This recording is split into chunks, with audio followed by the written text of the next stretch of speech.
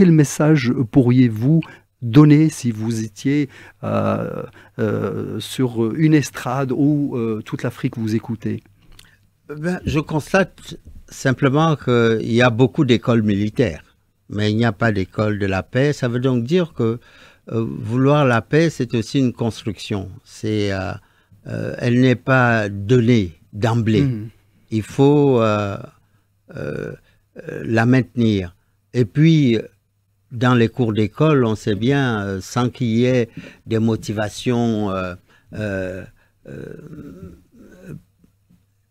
soutenues par les enseignants, ben on se dispute dans les cours d'école. Que la querelle, elle est une chose humaine.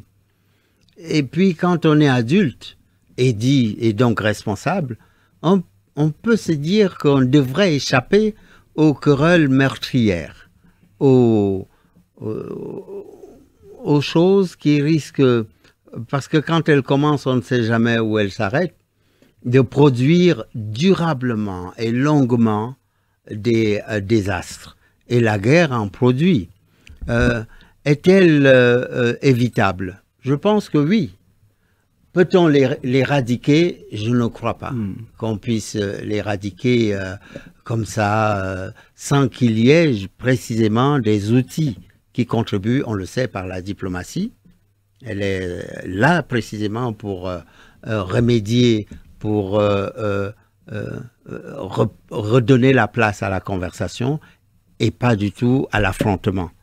Néanmoins, dans votre question sur ce que moi je ressens de l'état de guerre, j'ai écrit un livre justement, Habiller le ciel, où j'ai vécu les débuts d'une guerre civile. Et j'ai compris que j'avais été sauvé miraculeusement, parce que quand les balles commencent à être tirées, vous ne savez pas, elles-mêmes ne savent pas où elles vont, mais elles abattent des vies qui n'avaient demandé qu'à vivre.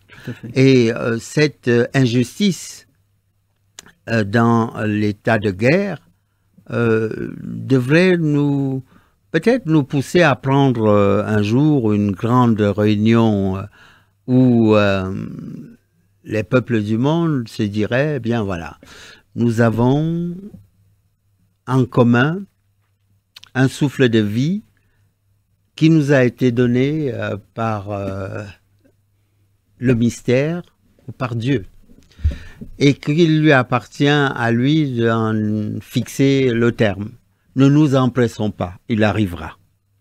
Mais avant qu'il n'arrive, qu'avons-nous à faire?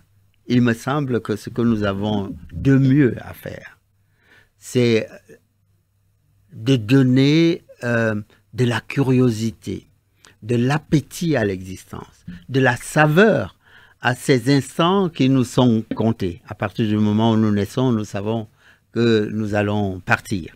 Mais partir donc dans des conditions où nous irions sereinement, avec le sentiment d'avoir accompli sa tâche et d'avoir vécu en harmonie. Et donc je préfère le principe d'harmonie à la disharmonie des armes. Et je préfère serrer une main que de donner un coup de poing.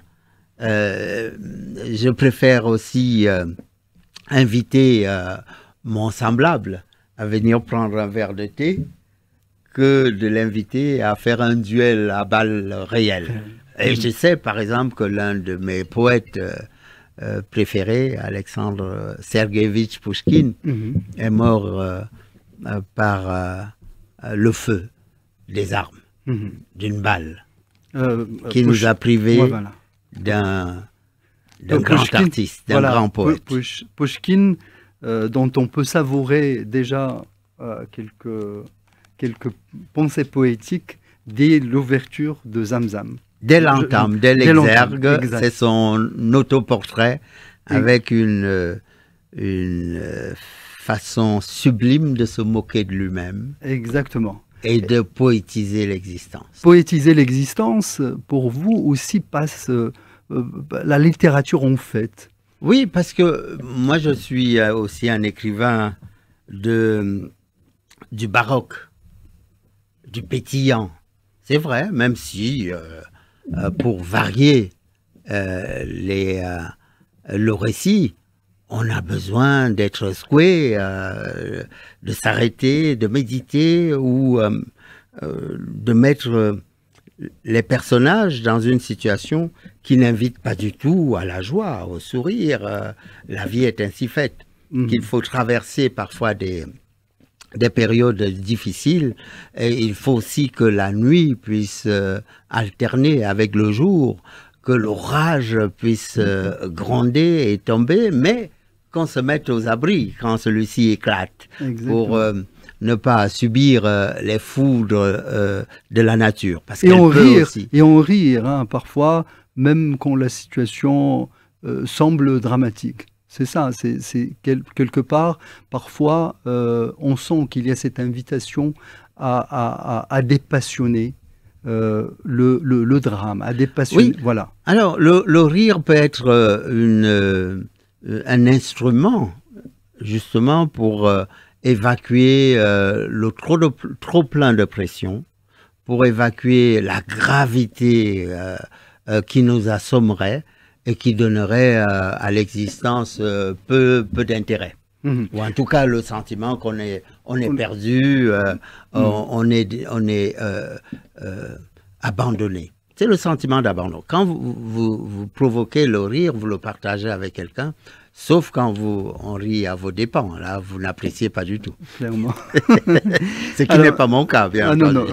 Non, mais j'ai bien compris. En parlant d'univers, hein, dès vos titres, on voit le changement d'univers. Hein, le Balcon de Dieu, publié chez Gallimard en 2019. Brûlant était le regard de Picasso en 2021. Vous voyez, hein, il y a tellement de variétés d'univers que voilà, j'invite nos téléspectateurs et téléspectatrices à aller plonger dans les divers univers que vous ouvrez. Mais je crois que, si vous permettez, Brûlant était le regard de Picasso est un livre intéressant. Je crois que je dois une part de ma présence à l'Académie du Royaume du Maroc grâce à ces deux livres-là, Le Balcon de Dieu et Brûlant était le regard de Picasso. Sur ce dernier, je pense que je mets en lumière une héroïne, une métisse africaine et suédoise, adoptée par un couple de Français pendant la Deuxième Guerre mondiale. Elle était née au Cameroun. Et son père suédois va en vacances en 1939 pour annoncer à sa famille qu'il va épouser une Africaine. Et il va préparer le terrain parce que ce n'est pas évident à ces périodes-là. Ce n'est pas évident à toutes les périodes. La différence effraie, crée des crispations et des bruits inutiles. Donc il y va et puis la guerre éclate. Il confie sa fille en partant à un couple de Français qui eux-mêmes aussi s'engagent dans la guerre, en tout cas le père de famille. La mère reste avec cet enfant et elle a peur que la mère biologique vienne récupérer sa fille. Et c'est ainsi que quand la mère adoptive repart vers l'Europe, elle s'arrête à Témara. Elle s'arrête au Maroc, où sont stationnés et l'armée américaine et l'armée de Leclerc, qui est composé de tirailleurs sénégalais à près de 60%, comme on sait, qui vont être dégradés puisque l'armée américaine estimera que la cohabitation est impossible entre les différents groupes ethniques et qu'il vaut mieux se séparer. Il serait souhaitable, disait-elle, qu'il n'y ait point trop de mélange. Et c'est ainsi que la mère adoptive de mon héroïne et l'héroïne elle-même va rencontrer le général de Gaulle à Témara, retrouver son père adoptif qui était dans l'armée de Leclerc, et quand elle s'en va à Perpignan, elle va y rencontrer Picasso lorsqu'elle sera grande, et puis Picasso va être éperdu par sa beauté, frappé par son élégance, son port altier. Mais elle ne succombera pas à ses avances. Simplement, elle, avec sa fibre artistique, elle va accompagner la fondation d'un musée à Céret, dans les Pyrénées-Orientales, où les artistes contemporains, Matisse évidemment, Picasso lui-même, vont donner des œuvres, vont faire des donations. Et donc elle va monter un musée d'une orientation régionale, puis même internationale. Et cette Mado vit toujours. Et elle a donc été un trait d'union entre plusieurs périodes historiques. Et il me semblait qu'il fallait lui rendre grâce, la remettre en selle, et puis qu'on voit qu'à travers l'aventure artistique se jouent aussi les reconnaissances des uns et des autres. Et la part africaine dans l'œuvre de Picasso, on le sait, elle est grande. Clairement. Elle est grande. Mais pas seulement une part artistique. Vous voyez que là, on vient aussi à la part humaine. Il ne faut jamais oublier l'humain. C'est un peu mon petit message, hein. Et ce livre a été donc a bénéficié d'une forte médiatisation. Il vous a ouvert avec le balcon de Dieu, donc la porte de l'Académie royale. Parce qu'un jour, monsieur le secrétaire perpétuel regardait l'émission La Grande Librairie. Il m'avait déjà vu lors de la sortie du balcon de Dieu. Il m'avait lu et là, il m'a revu et a trouvé que ce que je pouvais apporter comme éclairage sur le passé, nos passés composés et même nos passés à recomposer, il a souhaité que ça puisse se faire. Et ça s'est fait depuis mars. Voilà, et ça s'est fait depuis mars 2022. Vous êtes administrateur de la chaire des littératures et des arts africains à l'Académie du Royaume du Maroc, grâce donc à ce coup d'œil très pertinent monsieur le secrétaire perpétuel de l'Académie royale, monsieur Abdeljalil Lahjomri. Qui est un enseignant, qui est un passionné de l'éducation, qui est un chroniqueur aussi. Nous partageons beaucoup de choses ensemble, comme vous pouvez le constater. Écrivain, et qui est un visionnaire formidable, merveilleux. Voilà. Je profite de l'occasion pour présenter son dernier livre, hein, monsieur Abdeljalil Lahjomri. Je vous parle des temps presque heureux. On voit bien comment il relativise voilà, la question du bonheur atteignable avec ce presque. Oui. Et nous n'avons jamais fini. Aussi l'univers. Hein, vous venez de parler de Picasso. Lui parle de beaucoup de peintres marocains. Bien sûr, et c'est un connaisseur. Et l'Académie est pleine de tableaux, donc des représentations de l'esprit créatif. Et des Marocains et des peintres étrangers qui sont chez eux, là où l'esprit et l'attention portée aux échanges presque parfaits ont lieu. Voilà. Alors, en parlant de l'Académie royale, il y a maintenant ce projet que porte l'Académie de la chaire des civilisations africaines. Et c'est là où je vous ai rencontré, dans ce brainstorming que vous avez entamé autour de la création de cette chaire. Qu'est-ce que vous pourriez nous en dire ? Il faut laisser la priorité, bien sûr, à l'institution de délivrer les conclusions. Ce à quoi vous faites allusion, c'est la réflexion autour de la création d'une chaire des civilisations africaines. Et monsieur le secrétaire perpétuel a bien indiqué qu'il y avait une vocation dans la maison qu'il dirige, de pouvoir adosser la réflexion à l'échelle continentale. Parce que l'Académie a été créée en 1977 par le roi Hassan II, avec pour idée qu'elle puisse réfléchir aux questions de son temps. Alors, l'une des questions de notre temps, c'est le continent. Tout à fait. Que voulons-nous en faire Que pouvons-nous faire? Qu'avons-nous fait? Qu'envisageons-nous ensemble? Et donc, il réunit à chaque fois qu'il est possible des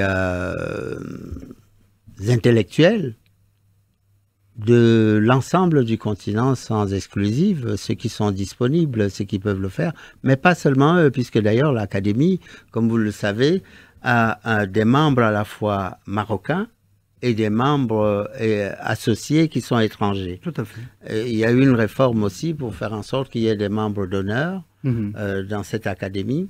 Et donc ce triptyque a vocation à traiter des questions de son temps. Et en traitant des questions de son temps, comment le continent, vu dans sa globalité, sortirait de la question à examiner, sans en plus en disant, il n'est pas question ici de dire que nous avons le monopole de la vision continentale.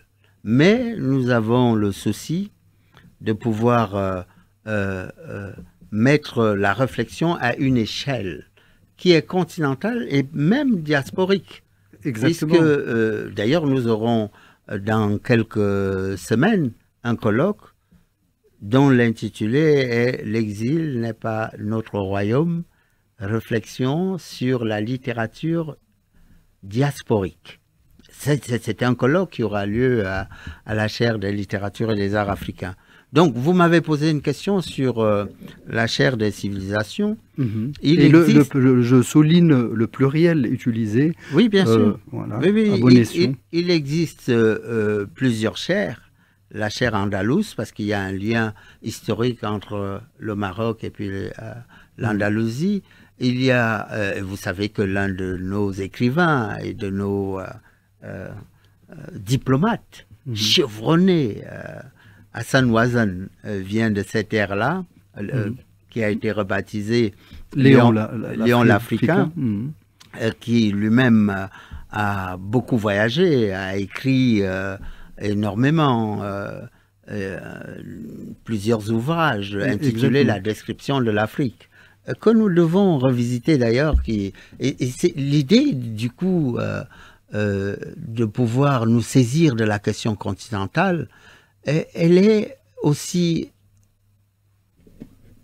nécessaire parce que nous nous posons des questions sur nous-mêmes. Nous avons hérité des situations dramatiques. Nous avons hérité de cloisons. Et en parlant de cloisons, on nous a mis dans la tête que le Sahara, par exemple, était une barrière. Le Maroc est pleinement ancré dans le Sahara, nous le savons. Exactement. Il y a ce cloisonnement, Afrique du Nord, oui.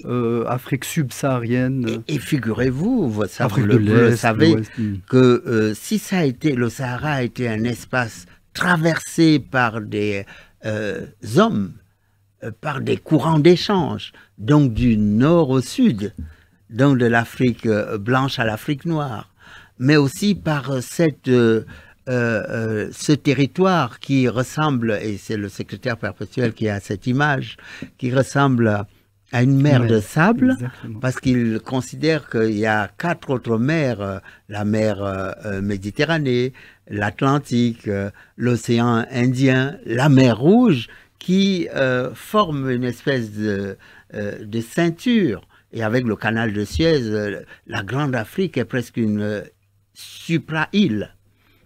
Et puis, il y a cette mer de sable intérieur dans laquelle il faut retrouver une aisance, une navigation et des pratiques qui ont eu lieu historiquement, qui n'étaient pas fermées.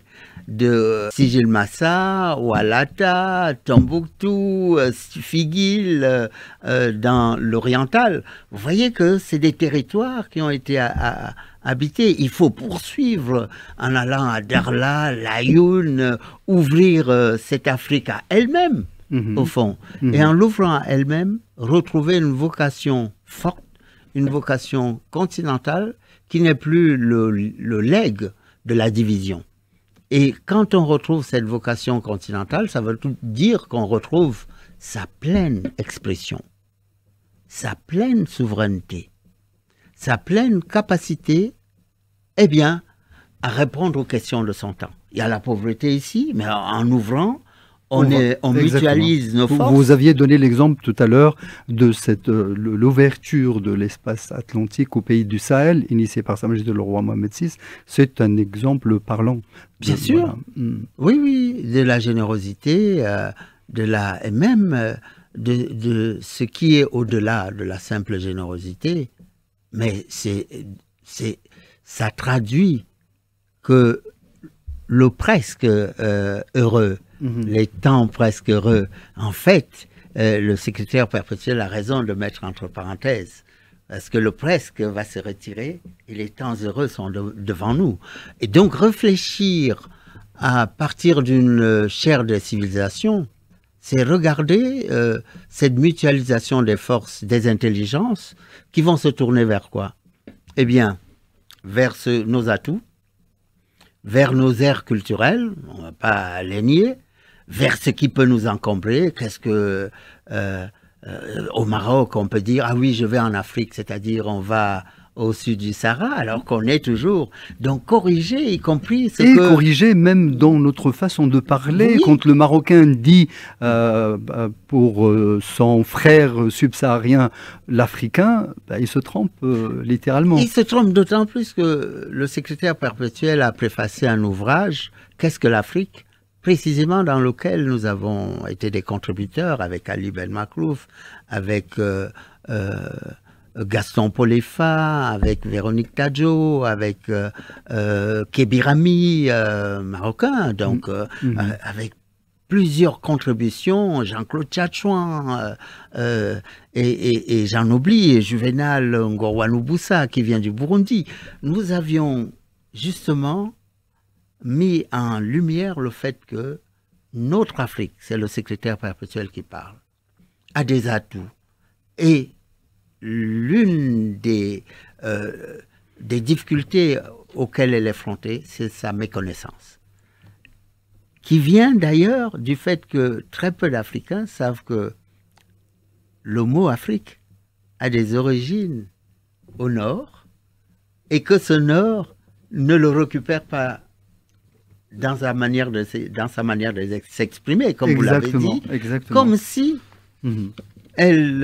cette partie reniait son propre héritage. Donc il s'agit de se remembrer, de se retrouver entre nous pour être heureux ensemble. En vous écoutant, je vois grandir le rêve africain. C'est le sens même que nous voulons donner à cette émission, African Dream. Que vive le rêve. Le rêve vit en vous et vit dans le magnifique sourire que vous portez et que vous adressez à la caméra et à la jeunesse. Pas seulement à la jeunesse, parce qu'on dit qu'on est jeune de 7 à 77 ans. À 78 ans, on est encore jeune parce qu'on a encore beaucoup à donner.